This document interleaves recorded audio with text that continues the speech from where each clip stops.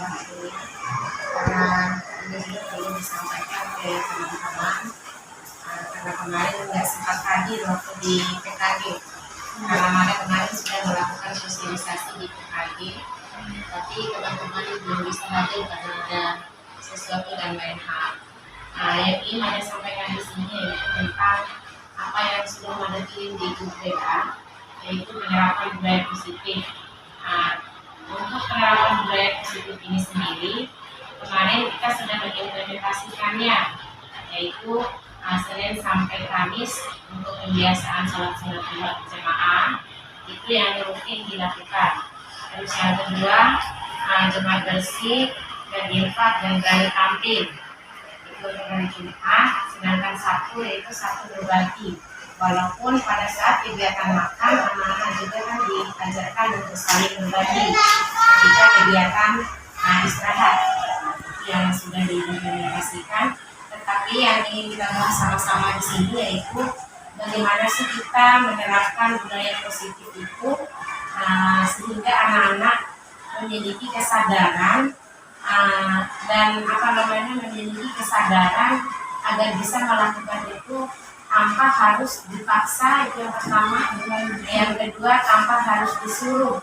Kalau diingatkan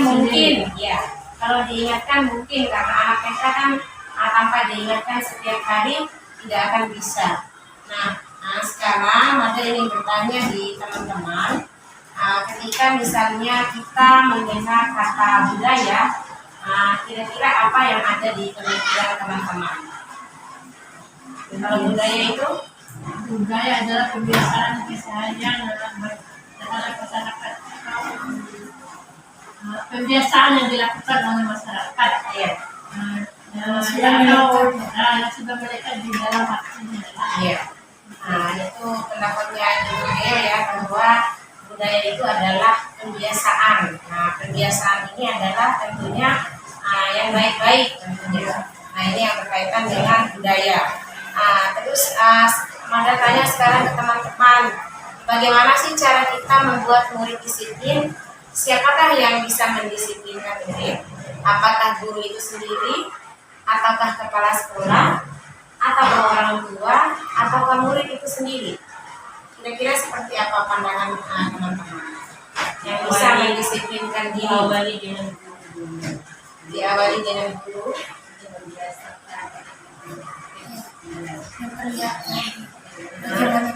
Memberikan contoh dan teladan. Kira-kira mengapa? Karena itu sudah alasannya ya. Karena guru harus berawal dari guru dan memberikan contoh. Mulai sekarang pemahaman itu yang harus kita rubah sedikit demi sedikit dan berproses. Di mana ada paradigma baru atau pandangan baru yang berkaitan dengan kebiasaan atau yang namanya budaya. Yang selalu melekat di hati kita bahwa budaya itu erat kaitannya dengan aturan. Itu yang paling pertama. Sedangkan untuk pandangan baru, paradigma baru sekarang, bahwa budaya itu adalah kebiasaan atau hal baik yang dilakukan anak dengan ketika kita membuat satu aturan, tetapi anak itu melanggar, apa yang harus dilakukan anak itu? Apakah kita harus menghukum? Itu yang pertama. Yang kedua, ketika anak melakukan kebaikan, apakah kita harus memberikan hadiah atau reward? Seperti kebiasaan kita ya, yang memberikan bintang prestasi. Kalau kata-kata semangat dan motivasi tidak apa-apa, tetapi memberikan hadiah atau penghargaan itu adalah bagian dari hukuman ternyata. Itu yang perubahan paradigma baru sekarang ya, yang kita pelajari. Berarti dihilangkan pemberian hadiah. Nanti kita bahas sama-sama itu baru pandangan awal. Ada 5 posisi kontrol seorang guru dalam menghadapi murid. Posisi kontrol ini maksudnya berupa angan-angan apa sih? Maksudnya ilusi yang bagaimana seorang guru itu dapat mengontrol murid. Yang pertama yaitu ilusi guru mengontrol murid bahwa semua penguatan positif itu efektif dan bermanfaat. bahwa kritik dan membuat orang merasa bersalah dapat menguatkan karakter. Itu kan sebenarnya ilusi kita. Terus, bahwa kritik dan membuat orang merasa bersalah dapat menguatkan karakter. Itu yang kedua. Yang ketiga yaitu ilusi bahwa orang dewasa memiliki hak untuk memaksa. Nah, kira-kira ilusi yang mana yang sudah pernah kita jalankan? Termasuk Mada juga sebelum Mada mempelajari tentang modul budaya positif ini, jauh lebih banyak kegiatan atau implementasi yang Mada lakukan adalah sebuah kesalahan besar. Tetapi sedikit demi sedikit kita rubah menjadi paradigma yang baru bahwa kebiasaan positif itu bukan berdasarkan membuat orang merasa bersalah dengan apa yang dia lakukan. Contohnya anak melakukan sesuatu, itu yang pertama. Terus yang kedua yaitu orang dewasa khususnya pendidik memiliki hak untuk memaksa. Nah, itu yang paling penting ya. Itu yang selanjutnya. Nah, ini makna itu kebanyakan orang menghubungkan dengan kata tertib. Kata tertib, terus aturan, kepatuhan dan teraturan. Sementara disiplin di sini yaitu dapat membuat orang, ini yang kita paham bersama ya bahwa kata disiplin, bahwa membuat seseorang itu harus menggali potensinya menuju kepada sebuah tujuan. Mempelajari bagaimana cara mengontrol diri, itu yang pertama. Yang kedua, bagaimana dia menguasai dirinya sendiri untuk memilih tindakan yang mengacu pada nilai-nilai yang kita hargai. Nah, itu yang pertama. Intinya di sini bahwa disiplin ini bagaimana anak itu bisa menjadi karakter yang kuat ketika dia melakukan kesalahan, menyadari bahwa kesalahan yang dilakukan itu akan kembali ke dirinya dalam bentuk karakter yang lebih kuat lagi. Bahwa itu yang dikatakan bahwa anak itu memiliki keyakinan, keyakinan bahwa dia bisa merubah sikapnya yang awalnya misalnya.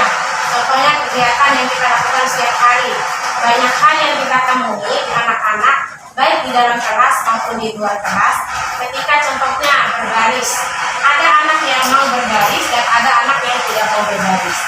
Nah, di sini peraturan yang kalau kita buat sama-sama bahwa ketika bel berbunyi, anak-anak sudah harus berbaris tanpa adanya paksaan.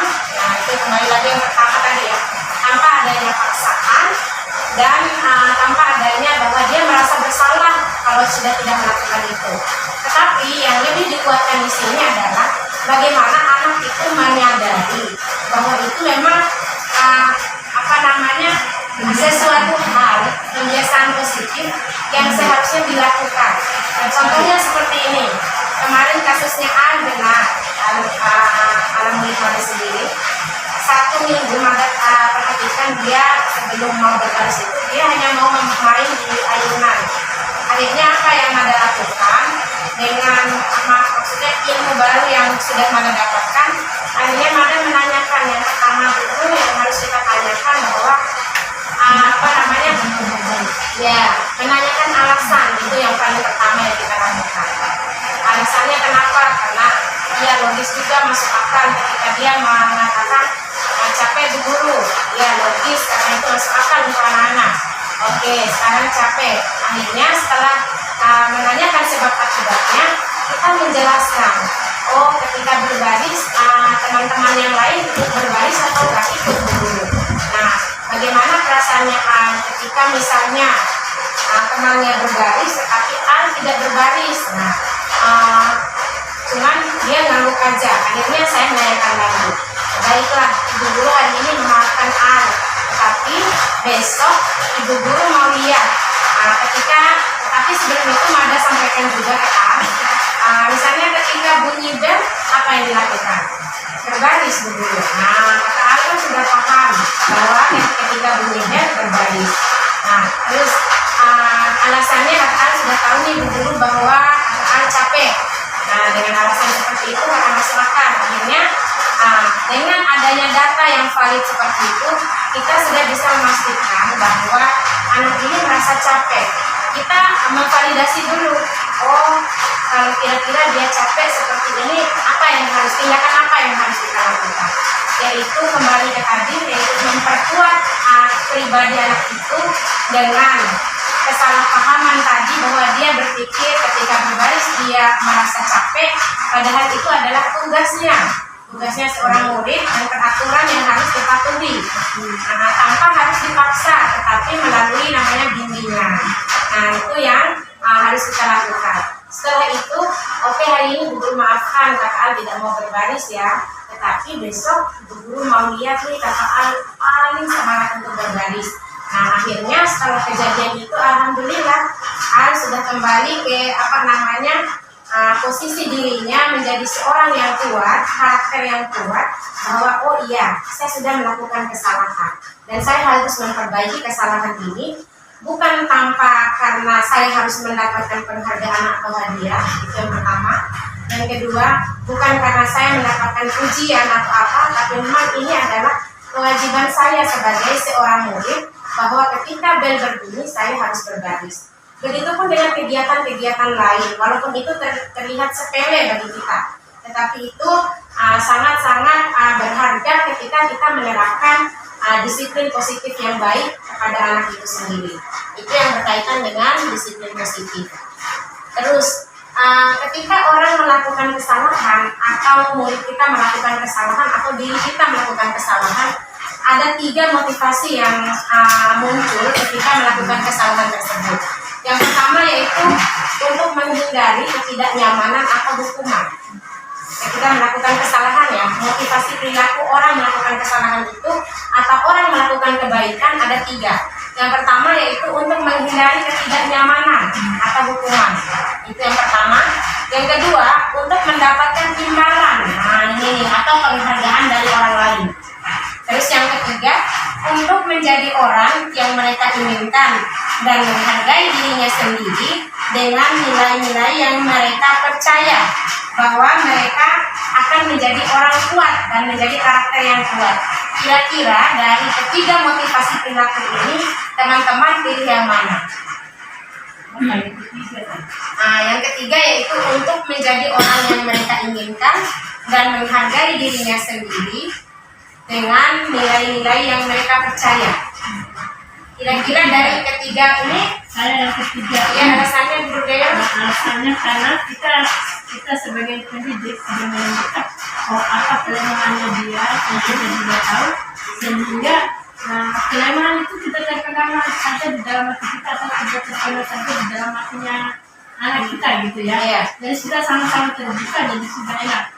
Jadi sudah tahu ada kelemahan dan ini kelebihannya, sudah menemukan jalan keluarnya. Akhirnya dia itu merasa nyaman, tidak ada kekang atau tidak ada paksaan. Ya. Jadi sudah bisa sama-sama saling terbuka sehingga menjadi satu tujuan, satu titik gitu ya, untuk mencapai satu tujuan positif gitu ya. Sudah enak nih terbuka. Kalau menurut pandangan teman-teman yang lain bagaimana? Kira-kira Ibu Umun milih motivasi yang mana? Ketika kita melakukan sesuatu hal yang baik, apakah kita menghindari ketidaknyamanan atau hukuman? Contoh kecilnya ya, ketika kita datang sekolah kan, memang kalau jam 7.15 atau jam 7.16 kita kan sudah dipotong gajinya. Apakah kita menghindari itu? Ataukah kita untuk mendapatkan imbalan atau penghargaan? Atau ingin menjadi orang yang menghargai dirinya sendiri, bahwa memang itu adalah kewajiban saya, itu adalah tugas saya melakukan itu, bukan karena mendapatkan imbalan, bukan karena menghindari ketidaknyamanan atau hukuman. Bagaimana menurut pandangan teman-teman yang lain? Kira-kira posisi perilaku ini, motivasi perilaku yang mana yang paling yang ketiga tadi itu untuk menjadi orang yang mereka inginkan, menjadi diri sendiri maksudnya di sini. Itu kata Bu Guru tadi, tanpa adanya paksaan, terus hukuman itu yang paling pertama. Bahwa dengan adanya dengan dia menghargai dirinya sendiri, maka mereka percaya bahwa nilai-nilai yang mereka sudah lakukan adalah benar, dan itu bukan menghindari sebuah hukuman, bukan mendapatkan penghargaan atau imbalan. Ternyata dari ketiga motivasi perilaku ini, yang paling rendah itu adalah yang pertama, yaitu menghindari ketidaknyamanan atau bullying. Biasanya orang yang pada tingkatan yang pertama ini adalah orang yang motivasi perilakunya itu untuk menghindari ketidaknyamanan atau lingkungan saja. Itu yang pertama. Untuk yang kedua yaitu untuk mendapatkan imbalan atau penghargaan. Sepertinya ini sering kita lakukan di anak-anak tuh. Jadi mulai pada belajar ini maka memang hindari semua tentang bintang prestasi, memberikan penghargaan, reward, hadiah. Nah itu sebenarnya untuk mengikutkan anak-anak lomba juga itu memang terkadang kita berpikir bahwa itu bagus. Tetapi mental anak-anak yang lain ketika misalnya disuruh misalnya saya ikut, yang lain pun merasa bahwa saya memang tidak merasa dihargai, apa yang menjadi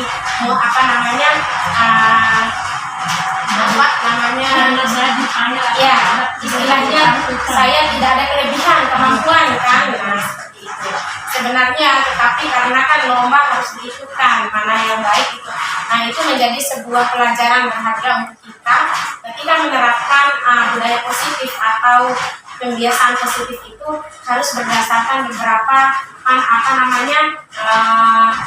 yang kita lihat dulu nih, bagaimana ketika kita melakukan itu, apakah anak yang lain merasa nyaman enggak, atau anak yang lain merasa tidak nyaman dengan posisinya seperti ini. Nah itu untuk posisi yang kedua, mendapatkan imbalan atau penghargaan. Nah biasanya ini satu tingkat di atas yang tadi, yang paling terendah ini tingkat yang kedua ya.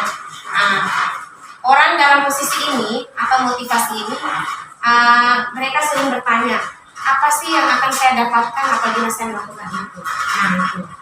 Ketika anak menagih misalnya, kira-kira kan setiap hari kita sedang melakukan pembiasaan ya, bagi bintang prestasi, memberikan penghargaan ketika dia misalnya semangat dalam hafalan.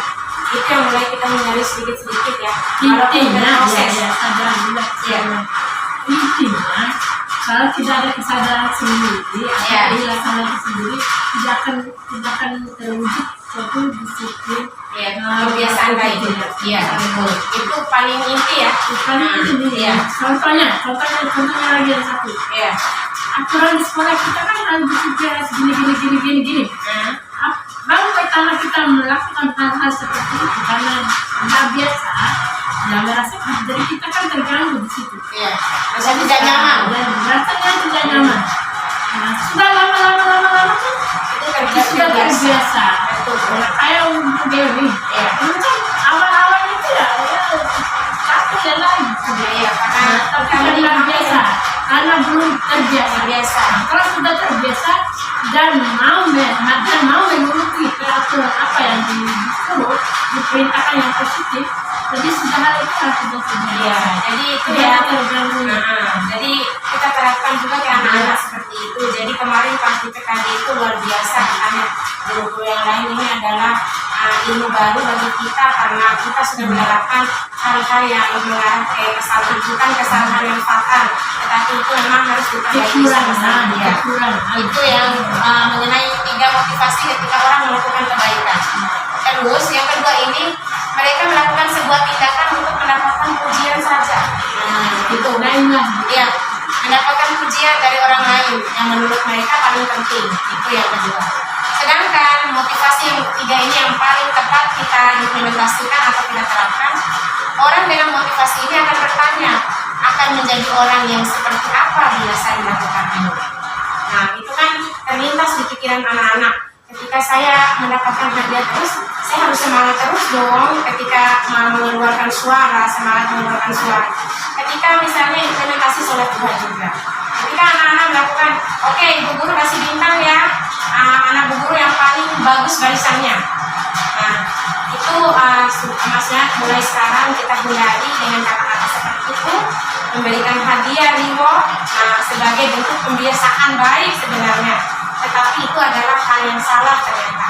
Bagaimana anak itu bisa kita kuatkan kembali ke diri pribadinya bahwa apa yang saya lakukan ini baik dan itu adalah pembiasaan baik tanpa harus pertama mendapatkan imbalan penghargaan, mendapatkan pujian dari orang. Itu yang kita harus hindari. Mereka melakukan sesuatu karena nilai-nilai yang mereka yakini bahwa yang mereka lakukan adalah benar dan itu menjadi kewajiban saya untuk melakukan itu. Nah itu yang berkaitan dengan 3 motivasi tadi berarti kita sama-sama pilih yang poin 3. Jadi sedikit-sedikit Bu Mulia, untuk bintang prestasi memang sebelum itu adalah perbuatan baik sebenarnya, tetapi itu menjadi kebiasaan yang tidak akan anak merasa akan kembali ke diri pribadi yang lebih kuat. Nah itu yang kita hindari sekarang. Assalamualaikum warahmatullahi wabarakatuh. Mohon maaf karena sudah mengganggu waktunya, karena sekarang sudah waktu istirahat sebenarnya. Tapi karena di sekolah ada saya sendiri kan aturannya seperti apa, jadi ada meminta waktunya teman-teman di atas jam 1. Nah terkait masalah sosialisasi ini, sebenarnya ini menjadi salah satu cara supaya kita bisa terinspirasi dari kegiatan-kegiatan yang sudah kita lakukan. Nah, sebenarnya program Guru Penggerak ini yang sebelumnya Mada luluskan dulu ya, ini bukan semata-mata program pribadi dari CGPI sendiri, tetapi ini memang program pemerintah. Ya. Ibu-ibu pun nanti akan, insya Allah kalau misalnya ibu-ibu berminat, insya Allah bisa merasakan hal yang sama seperti yang Mada rasakan sampai 9 bulan 9 hari ya. Nggak tahu ya filosofi Ki Hajar Dewantara itu seperti apa. Istilahnya kalau 9 bulan 9 hari itu sudah melahirkan satu orang anak gitu kan. Jadi ya filosofi beliau itu luar biasa. Nah jadi itu yang berkaitan dengan kegiatan Guru Penggerak ini. Jadi insya Allah nanti ada angkatan ke-6. Kita boleh gabung. Yang penting sudah terdaftar di SIM PKB. Dan semua guru yang berada di seluruh Indonesia akan menjadi juga guru penggerak, tidak hanya satu. Akan menjadi sekolah penggerak dan guru penggerak juga.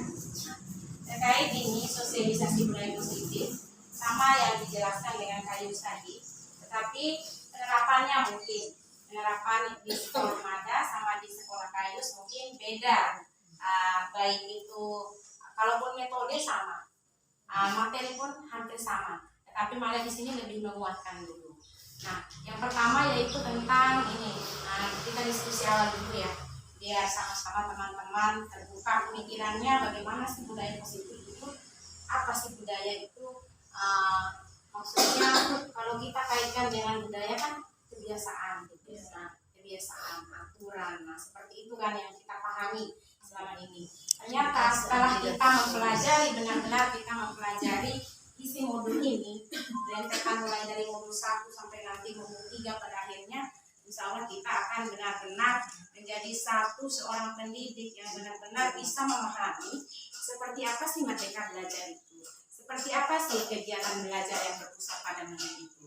Karena ini modul 1.4 yang berkaitan dengan budaya positif ini paling lama Mada mempelajari, hampir 2 bulan. Kenapa? Karena ini memang karakter awal yang harus dibentuk itu seperti apa, khususnya di pendidikan anak usia dini. Nah, seperti itu. Mari kita diskusi dulu sekarang ya, biar ibu juga lebih teman-teman lebih terbuka pemikirannya. Kira-kira bagaimana sih cara kita membuat murid itu disiplin? Siapakah yang bisa mendisiplinkan murid kita? Apakah guru yang bisa mendisiplinkan murid, ataukah kepala sekolah, ataukah orang tua, atau murid itu sendiri? Lalu mengapa seperti itu? Mungkin ada teman-teman yang bisa menjawab. Dari apa yang dijelaskan tadi kan sudah ada beberapa banyak sekali ya. Nah, jadi kita di sini penguatan saja. Jadi bagaimana sih cara membuat murid itu disiplin? Siapa yang mendisiplinkan? Kira-kira penerapan ibu-ibu di sekolah itu seperti apa selama ini? Supaya nanti ada paradigma baru, perubahan, pandangan baru yang kita ubah mindsetnya. Jadi seperti ini loh budaya positif itu yang harus diterapkan yang sesungguhnya. Yang selama ini mungkin ibu-ibu atau teman-teman sudah merasa benar bahwa itu yang sudah dilakukan itu benar. Tetapi ada beberapa hal yang harus kita pahami dan harus kita pahami. Dari sini siapakah yang bisa mendisiplinkan murid? Kira-kira siapa? Apakah guru atau kepala sekolah atau orang tua murid atau murid itu sendiri? Murid itu sendiri. Oke, silakan. Kalau Mbak Ira, katanya murid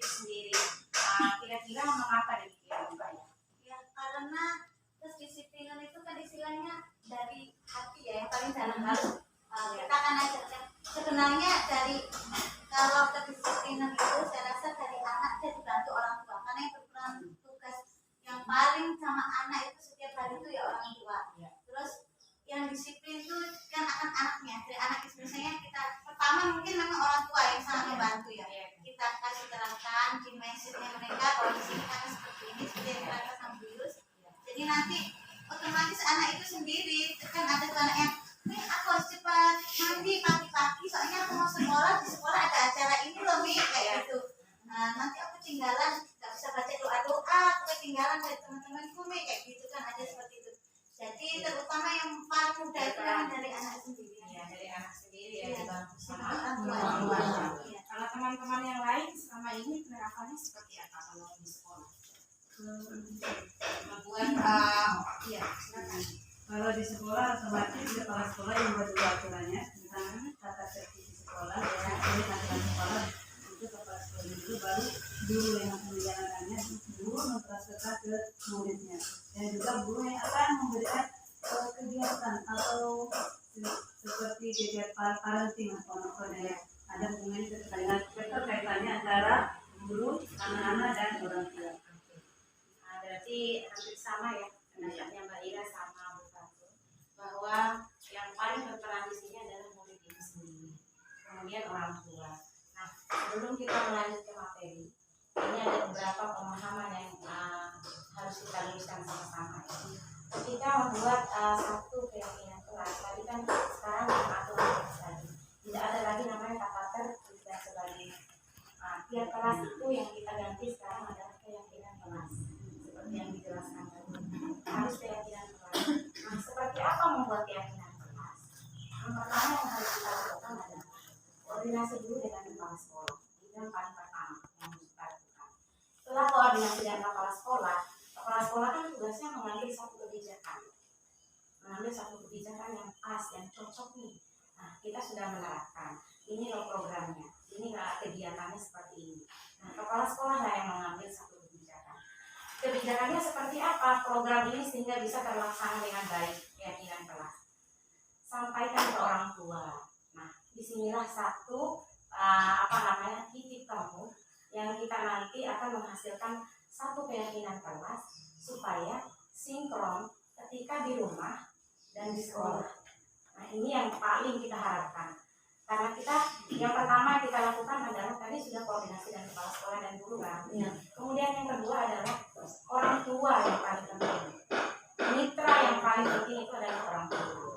Kita tidak bisa melakukan sesuatu kegiatan supaya bagaimana kegiatan itu bisa berhasil tanpa bantuan dari orang tua. Nah, orang tua seperti yang sudah saya terapkan di sekolah, budaya yang yang sudah saya programkan koordinasi dan kepala sekolah, yaitu ada namanya sehari bersama orang tua. Program sehari bersama orang tua ini seperti apa? Tetapi sebelum membuat program itu kita sosialisasikan dulu ke orang tua. Kegiatan apa nih yang mau kita lakukan?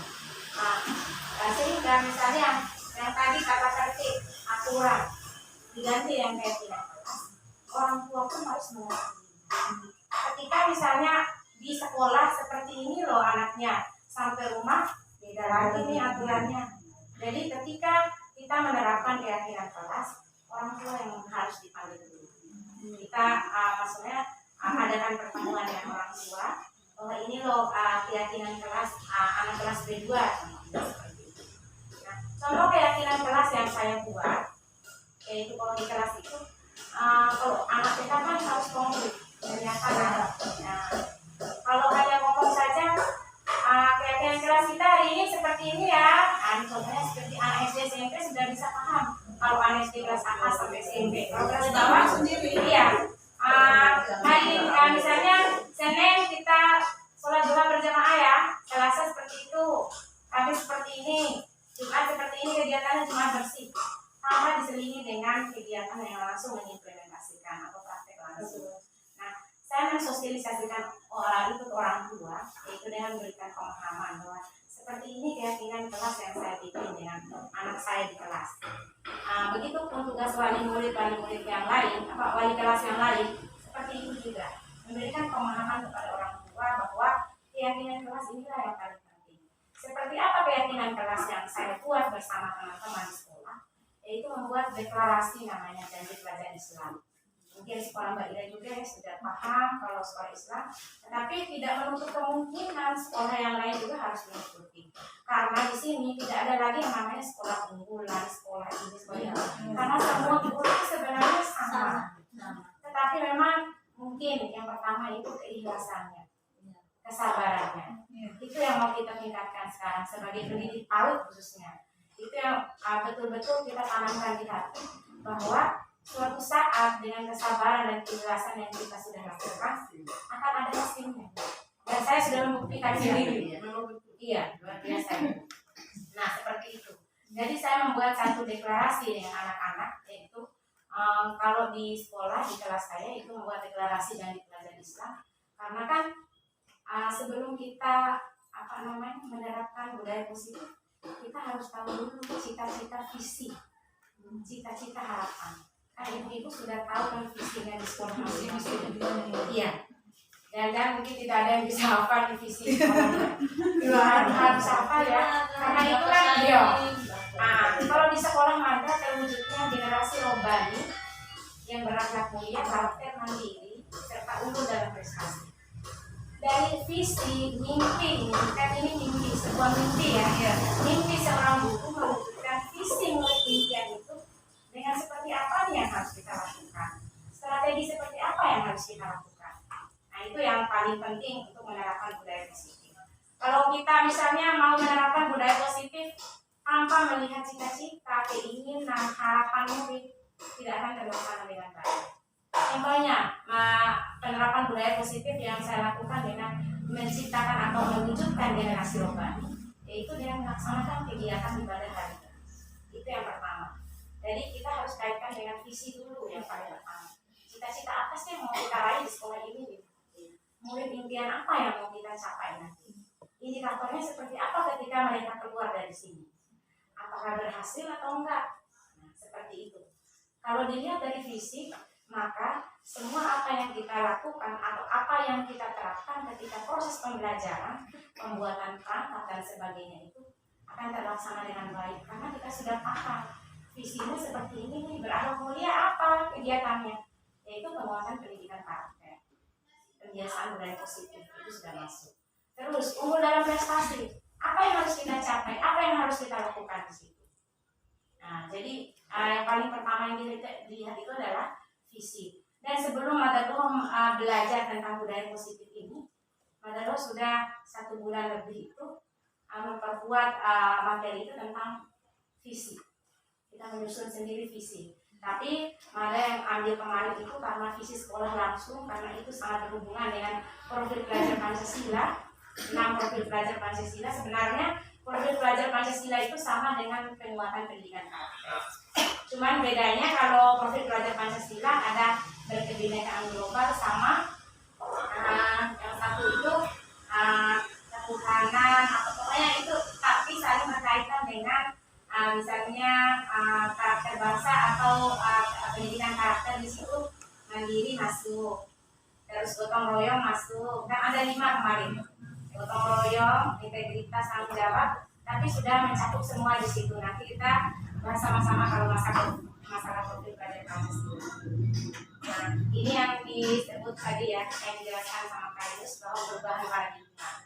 Nah, untuk membangun budaya yang positif, sekolah perlu menyediakan lingkungan. Lingkungan yang seperti apa? Tentunya yang positif dulu. Nah, itu yang pertama, aman, nyaman, agar murid-murid itu bisa berpikir bagaimana dia bisa berpikir, bagaimana dia bisa bertindak, dan bagaimana dia bisa mencipta. Nah, ini sebenarnya materinya sangat berkaitan secara bentuk nanti. Tapi satu persatu dulu kita tahu bersama. Dengan dan mencipta dengan merdeka, dengan merdeka belajar. Bukan berarti merdeka belajar itu anak seenaknya, tidak bermakna. Tetapi kan apa prinsip pembelajaran merdeka itu kan bermakna salah satu. Iya, melakukan proses pembelajaran yang bermakna. Jadi itu yang bukan namanya merdeka belajar. Ya sudah, merdeka belajar anak-anak di luar ya semua tanpa kegiatan kegiatan lain itu yang bermakna. Nah itu. Yang kedua itu mandiri tanggung jawab, yaitu ini merupakan salah satu strategi atau cara yang perlu kita tinjau ulang adalah bentuk disiplin yang dijalankan. Selama ini di sekolah ini seperti apa kegiatan disiplin? Karena di mana budaya itu identik dengan aturan, terus kebiasaan. Nah, itu kan yang menjadi kebiasaan kita selama ini. Aturannya murid harus datang tepat waktu. Tetapi sebelum membuat aturan, itu tadi kita ubah ya keyakinan kelas. Kira-kira apa yang harus kita lakukan? Strategi seperti apa yang harus kita lakukan? Nah, membuat satu keyakinan kelas harus didasarkan dengan yang pertama harus punya kesepakatan awal. Kesepakatan awal di sini seperti apa? Misalnya, ketika misalnya anak tidak melaksanakan sholat sunat duha hari ini, tentunya anak punya alasan seperti yang dijelaskan tadi. Sebab akibat. Nah, sebab akibat di sini tugas guru lah yang bisa menindaklanjuti kenapa anak ini tidak mau sholat sunat duha berjamaah. Kadang misalnya ketika sholat ada yang main-main.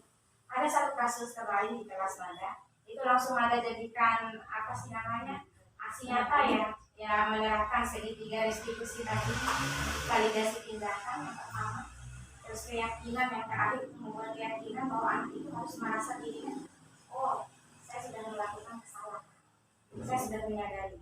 Ada satu kasus di sekolah Mada, namanya Al, dia tidak mau berbaris, tapi saya biarkan dulu nih, saya amati dulu, itu yang paling tidak langsung harus saya panggil, saya itu. Tapi satu hal yang perlu saya lakukan, saya melakukan validasi tindakan, memvalidasi dulu kira-kira penyebabnya seperti apa nih aku. Akhirnya saya panggil setelah beberapa hari, hampir 1 pekan dia tidak mau berbaris. Setelah itu saya berusaha berbicara, ngobrol selayaknya teman lah sama dia, bukan memposisikan diri sebagai teman ya, tapi layaknya saya seperti anak-anak pada umumnya, seperti anak-anak kan nggak seperti orang dewasa. Jadi salah satu tindakan yang saya lakukan adalah iya tadi ya bahwa tadi dulu lihat ngapain ya duduk dulu, terus teman-temannya berbaris dulu. Terus kali ibu bilang kan kalau bunyi bel, oh iya ya. Nah mulai dari mereka merasa diri ya tahu bahwa ketika bunyi bel tugas saya adalah berbaris. Dia menyadari, oh iya kan berbaris nih. Nah Kak tadi ikut berbaris atau enggak? Nah sekarang ibu bertanya alasannya kenapa. Nah akhirnya dia menjawab dengan masuk logika juga, karena anak ini kondisi badannya besar, jadi katanya lu capek berdiri karena dia mungkin besar, jadi kalau lama-lama berdiri ya sakit gitu kan, capek buru karena saya di rumah banyak pekerjaan, karena memang dewasa pemikiran itu ya luar biasa ya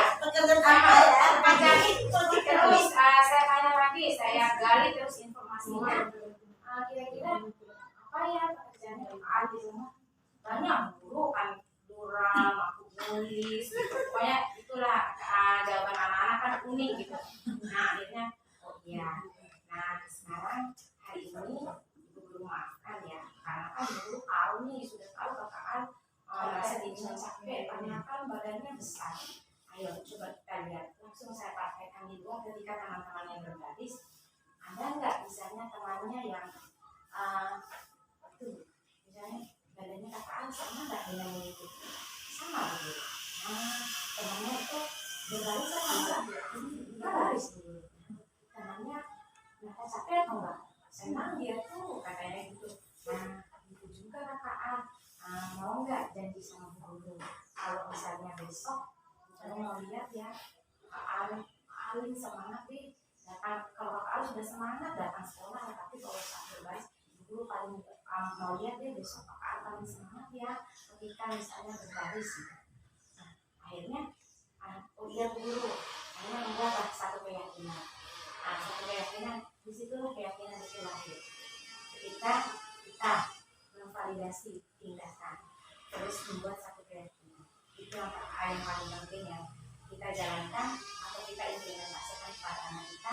Ketika anak itu yang kita pahami bahwa dia melanggar, tapi ada alasannya sangat logis.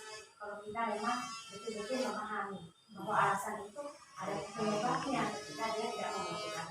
Banyak hal, misalnya kebutuhan tadi, ingin dihargai, ingin kasih sayang, butuh diperhatikan. Semua anak itu unik, beragam, karakteristiknya macam-macam. Dan itu yang mau kita ubah sama-sama. Jadi membuat satu keyakinan. Ketika dia melanggar, esok harinya, kalau anak kita kan harus selalu diingatkan. Tetapi pada saat itu, ketika keesokan harinya, alhamdulillah sampai sekarang dia sudah menyadari bahwa itu adalah tugas saya loh ketika ditulis. Nah itu yang mau kita pahami seperti itu sebagai salah satu contoh yang sudah saya terapkan dan alhamdulillah berhasil dengan seperti itu, dengan restitusi dan sebagainya. Terutama paling ini seperti itu. Nah ini tadi ada 5 posisi kontrol menghadapi murid. Yang pertama yaitu ilusi dengan guru mengontrol murid. Ilusi itu seperti apa sih guru? Kira-kira arti ilusi itu apa? Hayalan. Terus apa lagi kira-kira selain hayalan? Impian. Nah, impian. Seperti yang dibilang teman kita tadi ya, hayalan, angan-angan. Ya, angan-angan. Ketika dia mengontrol murid, terus bahwa semua penguatan positif itu yang dilakukan efektif dan bermanfaat. Ketika itu bahwa kritik dan membuat orang merasa bersalah itu dapat mengeluarkan karakter, tetapi justru itu sebaliknya dapat kalau menjas anak itu, guru kamu tahu ya besok kamu harus baris. Nah, itu akan membuat anak merasa benar-benar dirinya yang luar biasa. Coba kita memposisikan diri kita di anak itu seperti apa perasaan kita. Nah seperti itu juga anak. Kadang anak yang jeli atau anak yang berpikir kritis itu sangat luar biasa, dia menceritakan semuanya ke orang tuanya. Seperti ini loh kelakuan ibu guru saya. Ibu guru saya tuh gini-gini di guru lama. Kadang itu anak yang bikin malas datang sekolah. Iya, paling malas datang sekolah ketika dia tidak merasa nyaman dengan kondisi situasi yang dialami baik di kelas maupun di sekolah. Benar-benar dia merasa bahwa saya ini betul-betul dipojokkan. Ada seperti itu. Ketika misalnya ada salah satu anak yang memiliki masalah seperti itu, tindakannya ambil dengan cara restitusi tadi sebagai posisi manajer seperti yang dijelaskan penggunaan. Posisi manajer di sini banyak sebenarnya. Posisi manajer itu ciri-cirinya. Nanti kita bahas sama-sama. Nah, apa sih arti disiplin? Nah, ini tadi ya. Makna kata disiplin itu yaitu kebanyakan orang itu berarti teratur. Nah, ini kepatuhan pada peraturan. Sering dihubungkan dengan hukuman. Nah, karena kan aturan dibuat untuk dilanggar. Banyak orang seperti itu kan. Tapi keyakinan seperti yang dijelaskan Kayus tadi, ketika misalnya kita tidak memakai helm, kan itu aturan. Ketika dia melanggar, oh ya sudah, saya tidak apa-apa melanggar. Itu kan konsekuensi sendiri. Tapi kalau kita memiliki keyakinan bahwa kalau kita tidak pakai helm, saya nanti ketika jatuh sakit kan. Itu contoh yang paling sederhana. Nah itu. Ternyata disiplin positif itu yaitu mempelajari bagaimana cara kita mengontrol diri dan bagaimana kita menguasai diri untuk memilih tindakan yang mengacu pada nilai-nilai yang kita hargai. Itu yang mau kita tanamkan ke anak sekarang. Bukan aturan, bukan hukuman. Nah itu yang mau kita terapkan. Bagaimana kita bisa mengontrol diri, anak itu bisa mengontrol diri, menguasai dirinya sendiri, terus memilih tindakan apa yang harus dia lakukan ketika berbuat ya, dengan mengacu pada nilai-nilai yang bisa menghargai dirinya sendiri. Ketika misalnya anak itu melakukan kesalahan, dihargai teman, malah dipojokkan. Dia malah paling diketawain kan ketika dia berbuat salah. Tugas guru di situ apa? Menjembatani, memfasilitasi. Itu adalah tugas guru. Sekarang itu tugasnya guru itu hanya memfasilitasi saja. memberikan dukungan, memberikan stimulus, semangat, itu yang paling penting yang dilakukan oleh ibu. Nah, itu yang berkaitan dengan disiplin positif.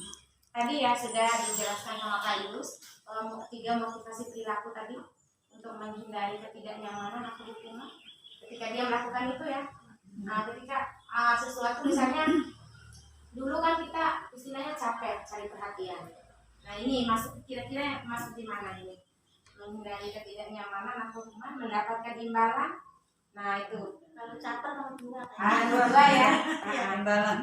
Sering kita kalau itu ya sudah saya jalankan juga selama ini, tetapi saya sudah mempelajari ini ternyata luar biasa kalau materi itu Mbak Ina dan teman-teman yang lain. Masya Allah luar biasa Ternyata kalau kita. kita nih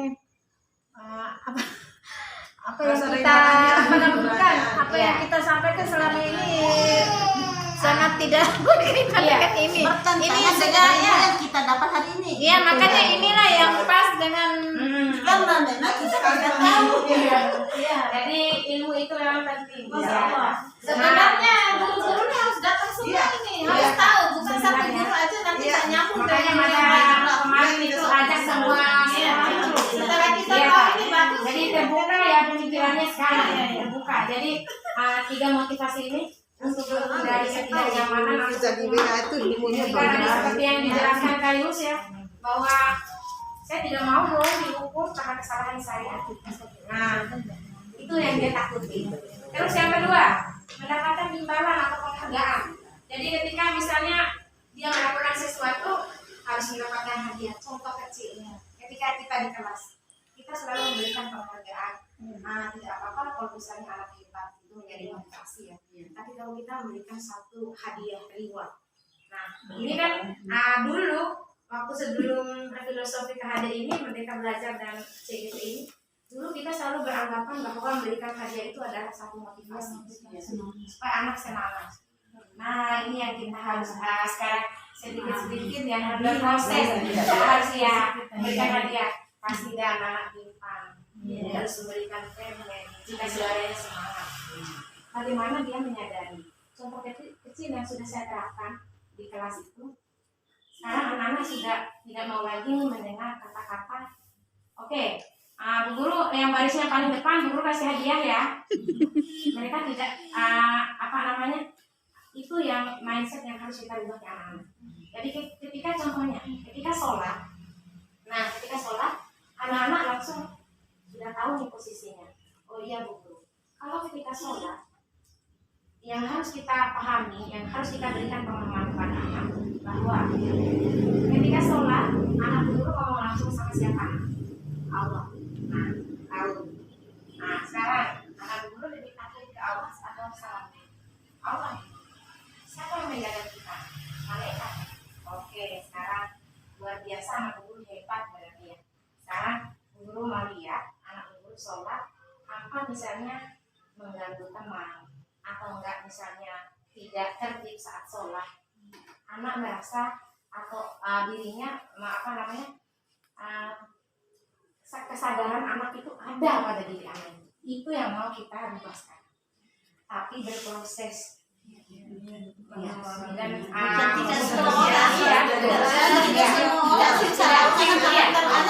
berbeda. Nah, jadi misalnya ada beberapa anak yang sudah paham tugasnya, yang beberapa lagi yang tidak paham ini seperti apa, itulah tindakan itu. Jadi ini mohon kesabarannya. Itu Pak, satu-satunya itu sabar, itu saja. Sabar berarti Iya. Sabar dan tidak ada lagi. Kan sudah dijelaskan di Al-Quran. Jadi yang sabar dan sholat sebagai penolong. Nah ini sudah diterapkan. Sabar insya Allah. Ya, jadi hindari mulai sekarang memberikan hadiah reward. Lakukan berikan pemahaman bahwa anak itu harus menyadari bahwa ini anak perbuatan baik atau tidak baik itu boleh kita ucapkan. Misalnya ketika anak melakukan kesalahan sudah kita tahu, oke, misalnya si Andi perbuatan baik atau tidak baik kan misalnya kamu sebenarnya ini ibu guru kita lanjut lagi ya, soalnya ibu guru ini harus hadir semua. Orang saja itu hanya rasa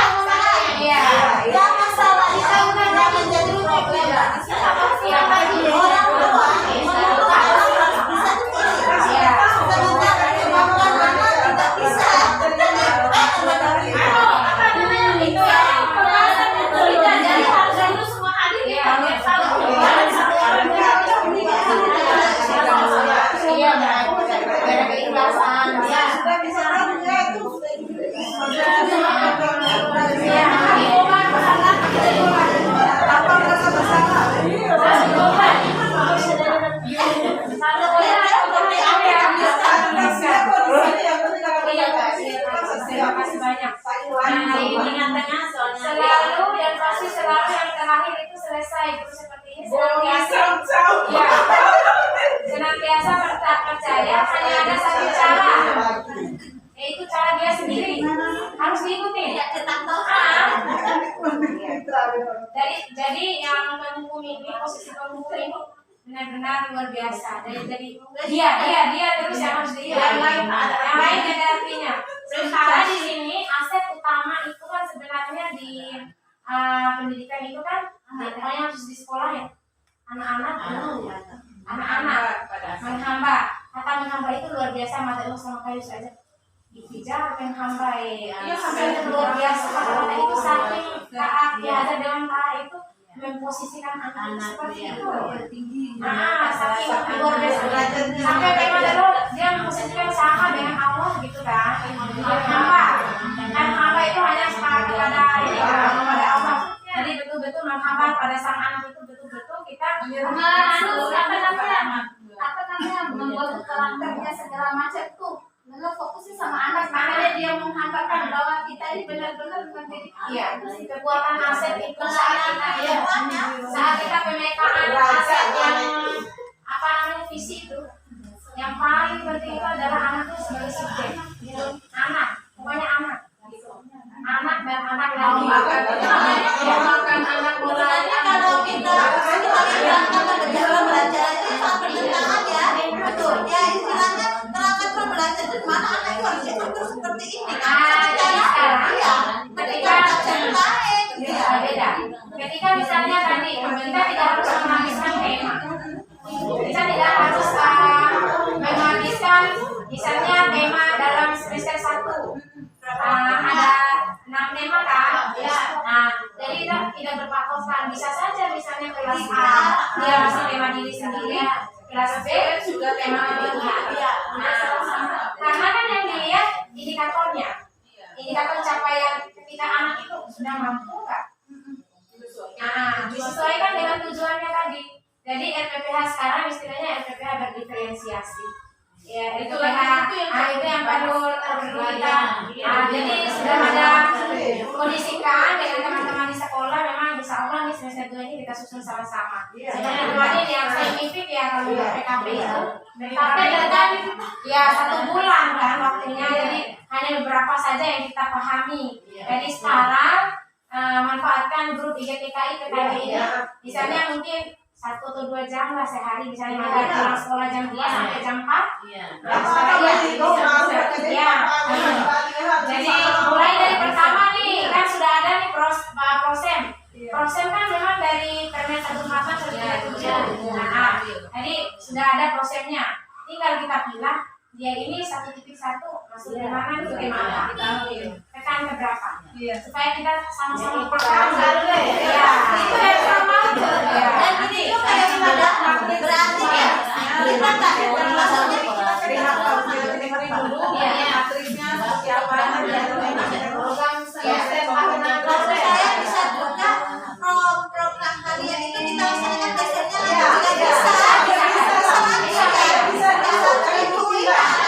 biasanya indikatornya saya juga kayak gitu. tapi besoknya sampai benar-benar anak itu bisa bukan berarti misalnya kegiatannya hari ini kita kolase HP. Mungkin strategi yang kita jalankan hari ini tidak sesuai dengan kebutuhan anak.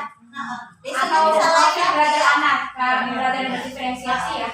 Yang diutamakan itu profil belajar anak, kebutuhan anak, minat, terus strategi apa yang kita tiga yang pembelajaran berdiferensiasi yang baik.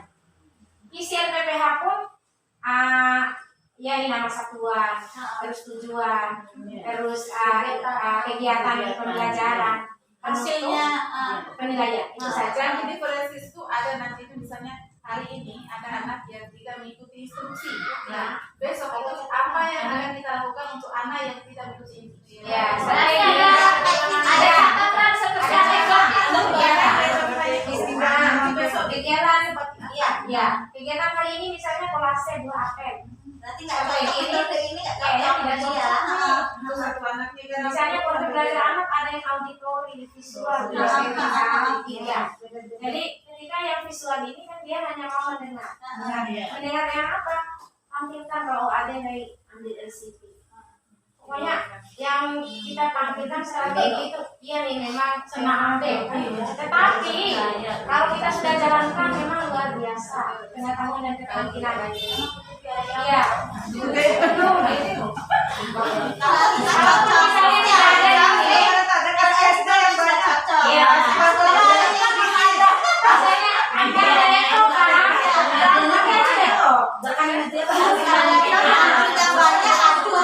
jadi kalau ada kan tiap kelas kalau nggak ada kan berapa?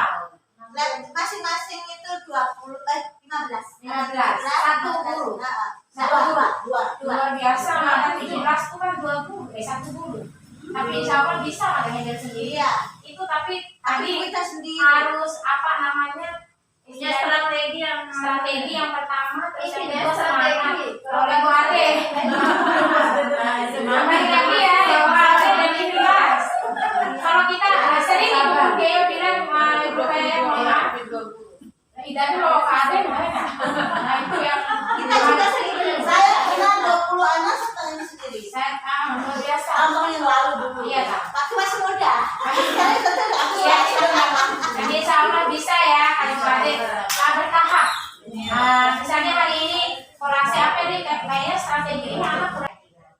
Nah mungkin itu saja. Terima kasih, semoga bermanfaat.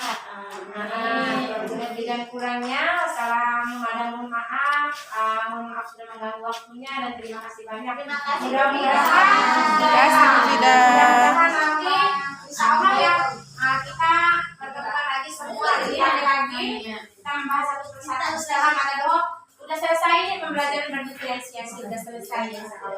Nah jadi nanti insya Allah kita bahas sama-sama lagi penguatan ini lagi tentang budaya positif itu seperti apa untuk teman-teman yang lain lagi. Nanti kita praktekkan.